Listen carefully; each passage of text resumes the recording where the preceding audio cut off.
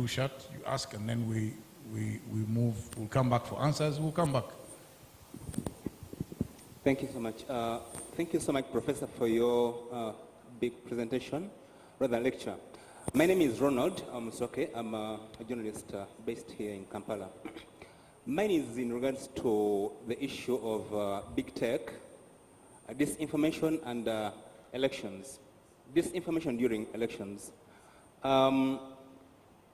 We have some countries in Africa where governments or ruling governments are increasingly actually doubling in disinformation during election time. Actually, as a matter of fact, I think this is where we had this impasse between Meta and the government of Uganda. The fight between Meta, Facebook, and the government. How do you deal with this situation where you've just been talking about government regulating, but what sort of government are you talking about? Yeah? This is a big problem for some countries. I don't know how we are supposed to deal with this issue of government, which is increasingly participating in disinformation during election time, especially even when they have incumbents participating in the election period. Thanks. Prof, you take those three, and then we'll come back to a few more questions. Okay, thank you for those questions, and may I take the liberty to say to Prof. Emily and Chair Diana that we need to get gender balance in the next round of questions. Putting the ball in your court there. Anyway, the Honourable, I think your question is one that is a problem with journalism. Journalists don't follow up stories. And it's good to remind them that there are things that need to be followed up. I mean, as a general thing. In terms of the other questions, I want to say that the big story today is monitoring is in the social media, because each person has their own social media. Radio, everybody can hear.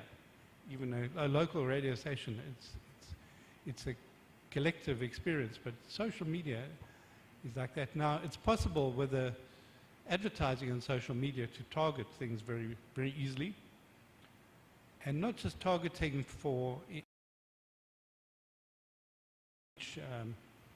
teachers because we're going to pitch a message on education or parents, whatever, but you can target them also through not advertising, but through the informal influence sector.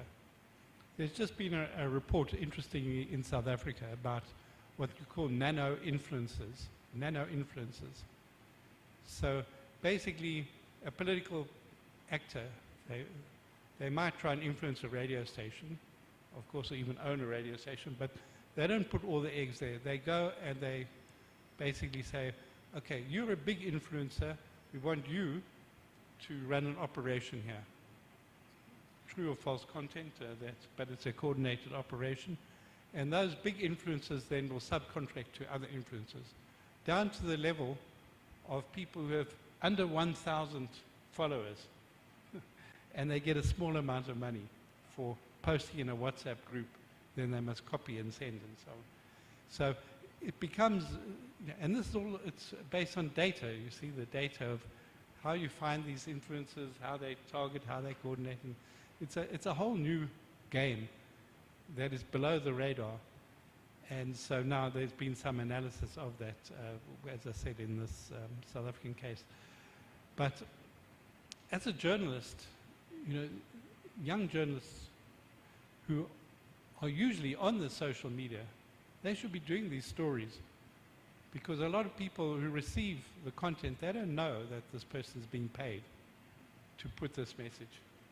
Maybe they agree with the message, that's a different story, but they should at least know that this is not just coming from the heart of the person, that there's something behind the scenes here. Because you don't want elections to be so cynical that people say, you know, we can't trust anything. We want at least a degree of confidence in something. Now, if the media want to show they have something different to offer than what is on social media, this is the thing, to report on what is going on there, to report on these kind of operations and to monitor. I won't go into detail, but there's a lot of techniques that journalists can use to try to see patterns of coordination and then to go and interview some of these people involved in this particular game. And of course, you know, government's also doing it. It's not just politicians, it's also governments. So to try and expose the underbelly of that, I think is an important story.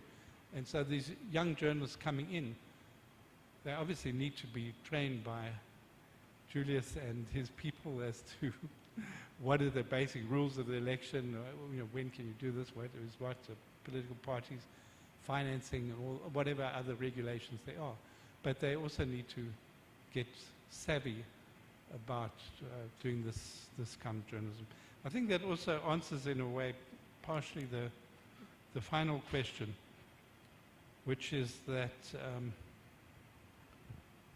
media, even media that is owned by the state, say like New Vision, well, indirectly owned by the state, but anyway, so it's, you have to play a role where, okay, you're not going to attack the hand that feeds you, but you have to have some role that is going to be credible.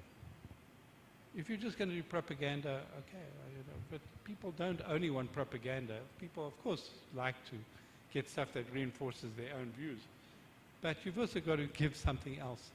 You've got to be on the side. So anyway, what I'm saying is that media, we like to say media is a fourth estate. Well, that's a bit of a generalization, but there's different shades that you're not the same as a government public relations person. You shouldn't be. You should play a different role. And that I think that in a way that degrees of independence is an important scenario that should come there, because if everything is just regulation under the minister or under the military, it loses, the society begins to think, you know, this thing is rigged from A to Z. There's no point in doing it. And a society cannot renew itself if that's the case. A society, people just get disillusioned.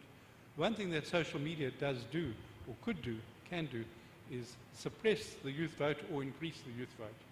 That's partially also what these social media companies do. Are they doing their bit to encourage voting, to educate voters? Another story journalists should tell. Are these social media playing that kind of role? But anyway, I think that in the end, of course, politicians want to hold on to power. I mean, that's a given in any society. But the question here, I think, is for them to even realize that, do you want to hold on to power in a way that is going to generate apathy, antagonism, people resort to violence? You know, the election should be a peaceful way to resolve conflict. That's what you as a politician have to remember. So you cannot manage it, but you have to, you can't control it completely. If you try and control it completely, I think it's a recipe for criminals. Right. So the next set of questions is specifically, I'm giving priority to the ladies. So while the ladies organize their thoughts and get ready to bring even greater enlightenment, George, I believe that the feast that's being arranged outside is for us, not for the other meeting. Yeah. So journalists, please prepare to do what you're famous for at public events, which is to, I know my guys. I worked with them for years, so they never disappointed in that department. So please don't let George pick up a bill for nothing. So we've got to finish everything. So ladies, I'm specifically putting this session out for you. You're not a lady, so don't insist until they decide to. So if the ladies pass the opportunity, then I'll let the gentleman have a go. Okay. Yeah, since you're in pink, we will.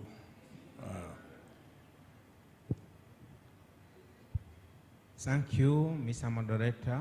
God bless you for giving me this chance. My name is Monica Tadeo. This is my humble request to Professor Guy Baga. I have a God-given dream that through you, the media, I kindly help me. That dream is I must be a great president of the United States of America. So I pray to you, Mr. Baga, kindly market me to the international world with your media group. That is my humble request. God bless you, sir. So you're beginning to look like Jesus Christ in your last years. Julius.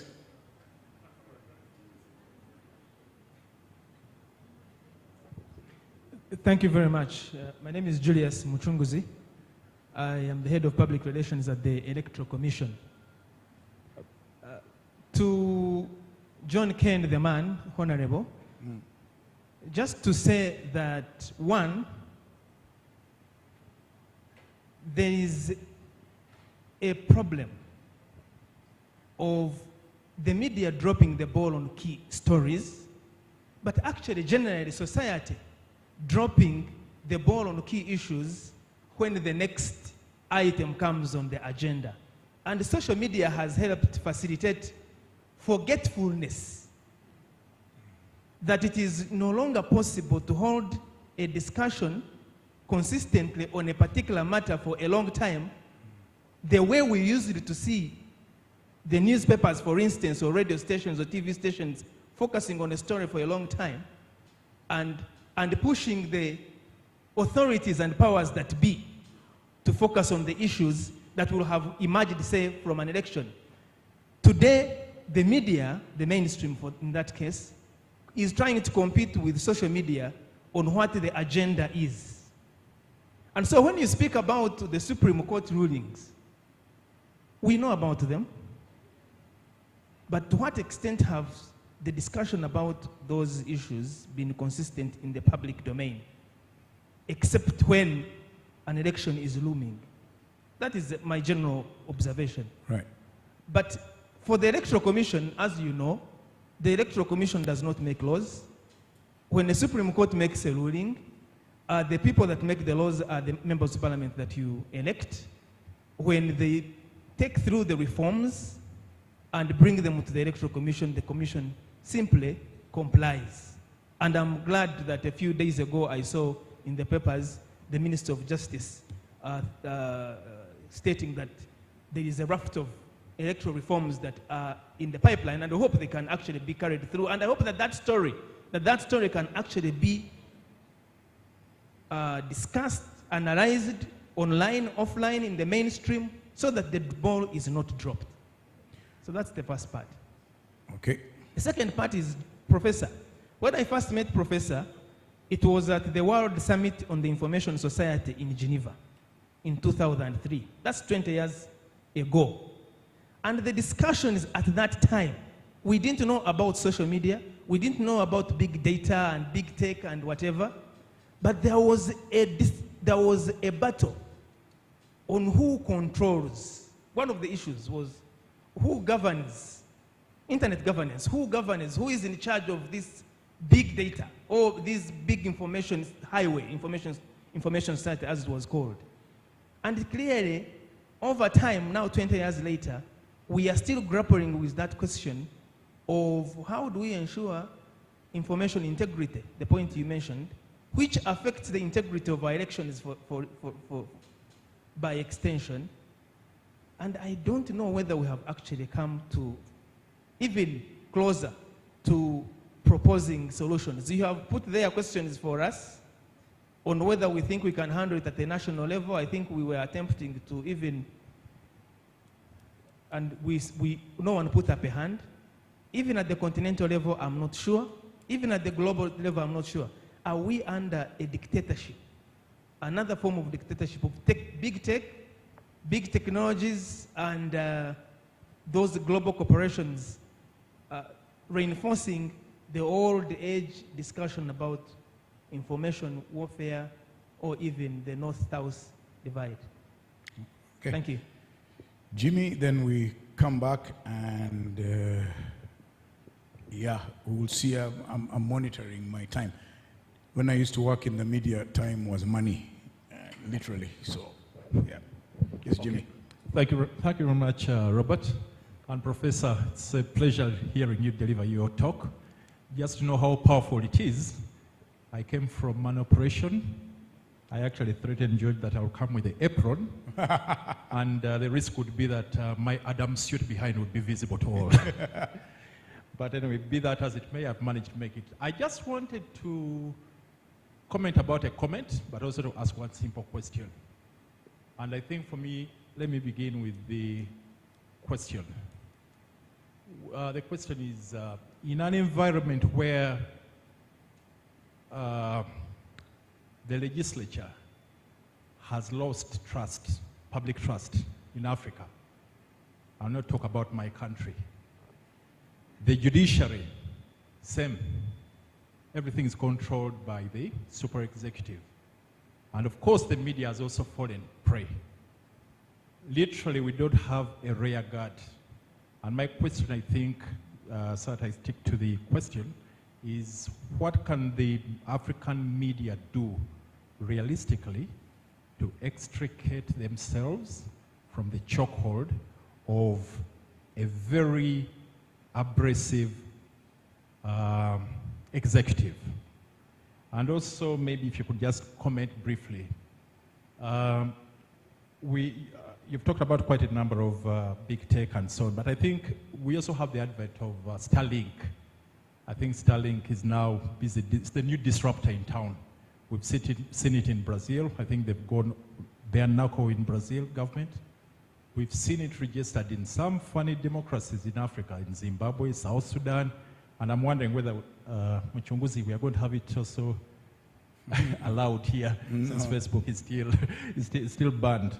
Just to give you an example, in Kenya, where Safaricom has been the big player, I mean, there's a lot of mistrust also about the telcos. Sometimes somebody tells you, call me on this network, don't call me on this one. And I ask why, they tell you the other network, government is listening. I don't know that it happens in Uganda as well. But then in Kenya, you'll notice that Safaricom has been charging, for 25 GB, has been charging 3,000 shillings. That's about 90,000 shillings in Uganda. And Starlink, which has just been registered, is charging half the amount, 50 GB at 1,300, half, technically half. And I know that's going to be another big challenge in Bwana Muchunguzi's tour. So I think in this kind of environment, if you could also talk about how you see this new disruptor acting out in town, because we know that I think in African, there's an African proverb, Robert can translate it. When you are naughty and you are at your grandmother's, she would wait for you at dinner time and then she would control you. I think we say, if there's meat. Yeah? If there's meat. If there's meat. Yeah, yeah. And it's worse when there's chicken. Yeah. Yeah. So, of course, now, if you apply for a visa today, in most of the Western countries, first thing you've got to declare is your social media handle. It's a requirement. And I always fear and say, what will it mean for African governments which have this autocracy, so much control that you don't even know what they're going to ask? I visited a small, okay, I'm giving it away. I visited a country recently, and then I declared I was going to start a particular hotel, and along the way, I met a friend. He's actually an OB who ran another boutique hotel. And on my way back, I filled out, everything was okay. And at the last minute, I was put at the back of the line. Resort, you told us you're going to sleep in Hotel XX. How come you didn't sleep there? And I kept wondering who was watching me. I mean, Big Brother is watching. He's watching us at every turn. In Dubai, if you remember, during the rains they had sometime last year, anybody that was forwarding any negative picture of Dubai on exit, for as long as you are a person staying there, you risk not returning to the country. I think I'll end at that point. So, Prof, just to come back to you, I just wanted to have another perspective to the question that Julius asked. I don't think that there is any question about who controls. It's the guys who put in the money. I mean, Google started as a search engine. It's making more money from advertising and making it for the investors in the US financial sector. And you know, the same story goes for Netflix, the same story goes for Starlink, all these guys. And if you look at the other side of it, if you look at China, China is able to control the big tech companies because of its size and is able to enforce. So I am not sure whether the debate should be as to who has control. I think the debate should be, why are we so weak as a continent or as a people, and why is it that African states perpetually fail and cannot stand up to these big tech companies? What's the weakness? Why are they not able to? Is it just that they're poor, or is it that they're dealing with many things? With one arm, they're taxing these companies for revenue, and then some of these companies have huge lobbies in their countries, so they create diplomatic problems for, I mean, if Trump becomes president, how many of you will be able to stand up to Starlink when Elon Musk is the boss? So these are some of the real issues in terms of, we know who are we avoiding the debate by not confronting who the owners are and actually just looking at them. So I'll give it to you, and then with that, Prof, I'll ask that you do your concluding remarks. Since none of you elected me, Prof, just before we'll give Emily, she had the first word, she'll have the last word. She has that one-man vote which got me elected to this position, so the rest of you, really, I can ignore you, but Emily, please, can we have a mic passed on to Emily here?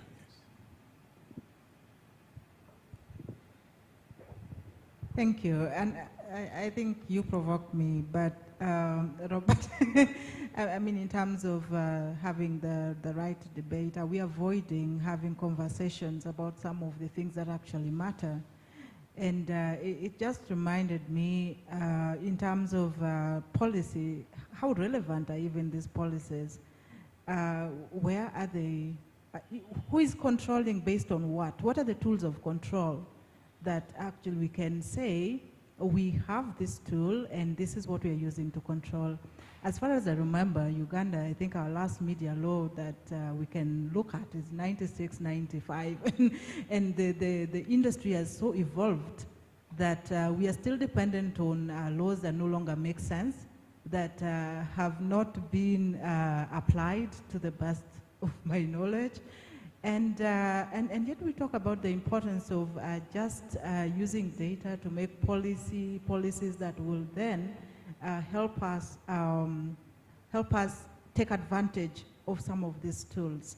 How relevant are these policies? Who is championing the making of these policies? And how are African governments? And I know that some people here did say that governments may not even be in position to regulate. But is government actually thinking that they may not regulate?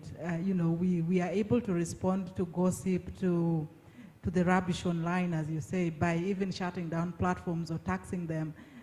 Do they think they cannot regulate? I think these are really interesting things for me, especially when we are talking about elections, that we can shut down the internet during critical times, and yet there is no policy around that at all. But we can act on them. Thank you.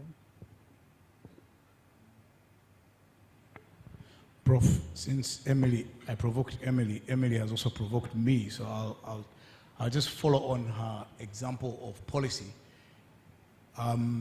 couple of years ago, the Ugandan government decided that they wanted to regulate the consumption of pornography. So there was so much fanfare, and they set up a committee of upstanding Ugandans to deal with this issue of pornography. And they gave them a budget of 2 billion shillings to buy a pornography machine, not for promoting, but for... I've just checked. The pornography industry is valued at $97 billion. What are you going to do in, you're bringing a knife to a nuclear war. Sorry, a penknife, not even a Swiss knife. Okay, now I have to let Paul speak. Paul is our regulator, so I wouldn't, yeah, Paul, please. Emily says you provoked her, and now she has provoked me. And you have added. I'm only going to speak on one point. There are many things we could say, but like you're saying, we're closing. It's the issue of policy and what government knows and is doing about it. I was privileged to be appointed to a task force 2 years ago to study the current media landscape and the media laws that are there, so that we could come up with a new policy and outlook towards how to regulate the media. Not by the state, but the best way that the media can be regulated. And as Robert has said earlier, and Professor Berger, control is now difficult. And that's probably why, as the council, we championed what you now call the Uganda Media Sector Working Group, because we realize it's important, instead of control, to guide. But in terms of policy, a task force was set up, headed by Engineer Tusubira. I don't know if you know him. And we sat down, did what they call impact assessment, went around. We even invited some members of the Uganda Media Sector Working Group, if George can remember, to discuss some of the points. And we came up with principles. And all the things we have been discussing here were discussed in that group. And we came up with a document which was forwarded to the cabinet and has been discussed, and I think is now with the First Parliamentary Council to draft some further principles, which will then be brought back to the public to be discussed. So the government is aware of all the issues you're talking about, is concerned about the proliferation of misinformation, the misuse of the media, and also the good use of the media. So I hope that my presence here also will enrich further debate, because when I go back again, I'll talk about what I've heard here. Thank you. So we'll avoid further provocation and just and allow you to finish. Yes. Well, I can only say thank you for such robust discussion. It's what I expected, but it was very thought-provoking, so I do appreciate that. And I think if there's one takeaway that I would just like to say is that, linked to what you said, Monsieur Kabushenga, tu as dit, vous avez dit, that these are massive, massive, massive companies with massive money, and they do a lot of lobbying. And that's to be expected, of course. But they also do a lot of hype. So everybody's saying, AI, AI, you know, AI, we can do AI. Well, I mean, I think that, of course, AI can do some things. But what we also have to keep in mind is that that hype is taking our attention away from a key thing, which is the media. And the media is in crisis, let's face it. I mean, the media is being overshadowed, it's being undermined, it's being eroded. The media is in a perfect storm. Political pressures are old. Now you have these new pressures from the competition with this digital sector, and you can try to use Google Analytics for your own media house. But Google, also, by you using their analytics, they get your information. Exactly. So they even know even more how to compete. Yeah. So all this tech, AI also, whenever you think you're using it, remember, you also are contributing to it. Okay, if it's a fair exchange, you know, they make money, but you can get some benefit. But the exchange is not fair at the moment. Yeah. And so we just have to keep in mind, and also this running after AI, yes, I'm also excited. It's interesting to see what ChatGPT can do. But I don't want a world where there's ChatGPT producing answers, and those answers are based on previous GPT productions, and those ones are based on previous GPT. It becomes an incestuous circle, and it's based on media that used to exist 3 years before but are now dead. Yeah. And there's no new media. This is a very serious thing we have to think about. How do we support the media? For all its warts, its good points, its bad points, the media journalism is super important. And all this exciting, shiny new stuff, let us not forget the need for media, and the same with governments, need to regulators. Please, let's keep media as the spoon that can stir this cup of tea. And if we forget about it, then we're going to lose as a world community. Prof, before So you with that, before you run away, I've got a question that came, one, because it came from online, two, because it's a former student of yours, three, because it's a she, Barbara Kaija. I have to make that exception and read her question out for you. And she says, if the big data companies are offering a service during elections and they don't want to be regulated, nor are they often required to, they shouldn't be active during elections. Is this feasible? What options do we have? Yeah, Well, it's right here in case. right. No, but that's, so I thought I might put that in before you conclude.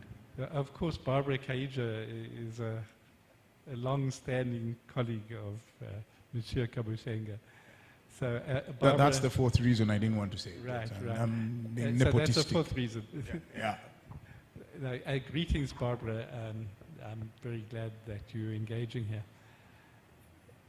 I don't have an immediate answer for you because I don't know the details per se. The only thing I would suggest is, society must go in eyes wide open. Because these things are not unmitigated benefits. They are not magic. They are businesses. And they can be a benefit to you, but they're also going to benefit. And other people are going to use those to maybe screw you over, if you excuse the language. So keep your eyes open, whatever you do. And try and make sure that there's transparency, things are clear-cut, and the cost-benefit. It's called due diligence. This is what UNESCO is suggesting. Actually, UNESCO wants these companies, as the EU is suggesting, these companies must be forced to do due diligence. They should say, we anticipate in the Ugandan elections, these are the problems that will appear on our platform, which are against our policies, and this is what they should be made to do that due diligence, or put at least public pressure on them to do that. It means that they have to then spend some money that they don't want to spend. It means they've got to set themselves up for expectations. The public know they can expect certain responses. They must deliver. They know they can be held accountable, so they don't want to do that. But we have to go in eyes wide open. That's really what I'm saying. So my final thing is to shout out to ACME. Thank you so much for inviting me. It was a great opportunity to think of my own thinking a bit, because this stuff is very complicated. And I want to thank my former employer, UNESCO, for supporting ACME to bring me here. And thank our wonderful moderator, Monsieur vous êtes un célèbre. With that major affirmation and validation, I can go to my local bar and show off. So, well, first of all, please join me in thanking Professor for a thought-provoking session. Thank you very much, Prof. There are things I didn't tell you, maybe now I'll say them, that the things for which you were locked up when the guys were in Uganda and I was a university student, I was involved with them in doing exactly what you were doing. So I was busy distributing leaflets of Umsebenzi and things like that without knowing what I was doing, but at least I didn't get into trouble. To you, Emily and George and the board, Paul, Diana, I would like to challenge you that can we take on from what Prof has provoked us, and let it not just be a one-off, but ACME could actually provide leadership, thought leadership, by convening conversations around how do we persuade, and some of us are still there and we're still fairly intelligent, we can contribute, and our experiences, plus the young people, and have workshops and conversations on the things that he has told us. Because we have an election coming next year, and we're going to face these issues. So why wait until the election is there, then we start trying to grapple with them? I am sure there are common grounds we can identify between us, the regulators, on some rules of engagement that are both good for us and good for the regulator, but ultimately good for the country and the industry, because this manipulation is going to be worse than we have ever seen, and we don't know. So I suggest that as a tribute to what Prof has done, we carry on with the conversations and make something out of what he has taught us today. And on that note, I suggest that you clap for me for a job well done, if I may say so myself. But also, I'd like to call upon George to come and conclude the event. So thank you very much, everybody, and thanks, Prof, once again.